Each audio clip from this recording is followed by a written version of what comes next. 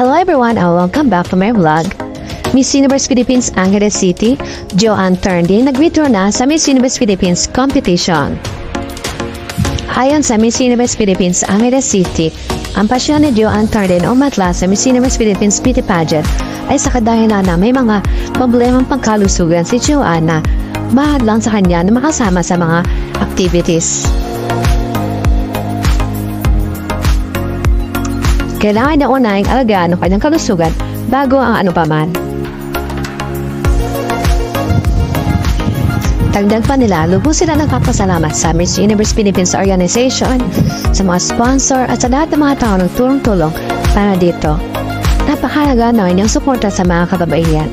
Sana magpatuloy kayo sa pagtulong at pag-encourage sa mga natitirang kalawag habang sila nagsisimula sa kanilang paglalakbay.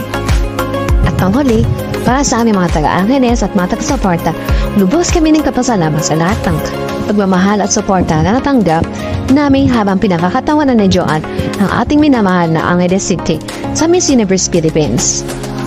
Lagi namin tatandaan ang walang sawang suportang ito sa aming mga puso. Magpapasalamat at may mainit na pagbati, Miss Universe Philippines, Angeles City. Nakakasad naman. Pero ganun talaga, everything happens for a reason. Maybe it's not the time for you.